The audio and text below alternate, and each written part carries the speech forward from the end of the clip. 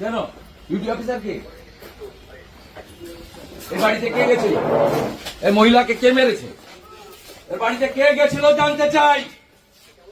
আমি এলাকার বিধায়ক। এই মহিলাকে কে মেরেছে জানতে চাই। এই বাচ্চাকে কে ফেলে দিয়েছে?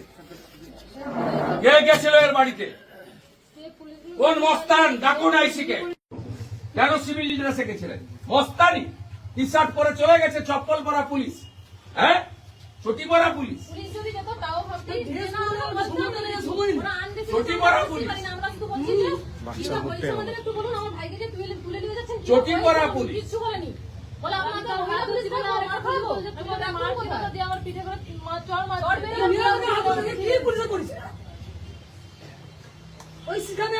আর কেউ হাতই দেয়নি তাদের টোটোতে কালকে।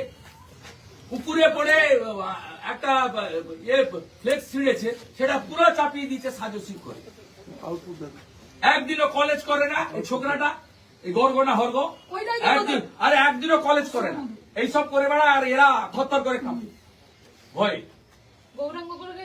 এদের বাবা মা পড়াশোনা করায়নি, পড়াশোনা ওরাই করিয়েছে, তৃণমূল করিয়েছে, আইপ্যাক করিয়েছে। এপ্রিল মাসের পরে মমতা থাকবে না, আইপ্যাক থাকবে না। আমি আপনাকে বলে গেলাম, যা করছেন ফল ভোগ করতে হবে। করবো, তুমি শুধু মেডিকেল যা যা বলে গেল করো, যা যা বলে গেলাম করো, বাকিটা আমি তুমি একদম খাজবে না। তুমি মেডিকেল যা যা করছো করো। এদেরকে নিয়ে যাও, মেডিকেল করাও, এমএলএ অফিসে বসাও, ওখান থেকে মেল করে কমপ্লেন করাও।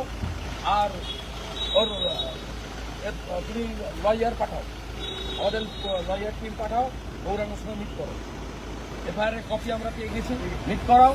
আর কালকে কলকাতা নিয়ে যাও হাইকোর্টে, সোমবার ভ্যাকেশনে মিট করাবো। তুমি তোমার জামা কাপড় যা যা হাত দিয়েছে ছিঁড়েছে সব গুছিয়ে রাখবে। তুমি আগে মেডিকেল করিয়ে এফআইআর করো, তারপরে ওকে জামা কাপড় সব কিনে দাও, কিনে দাও, ছাড়া হবে না। নিয়ে যাও, অফিসে নিয়ে যাও, নিয়ে যাও।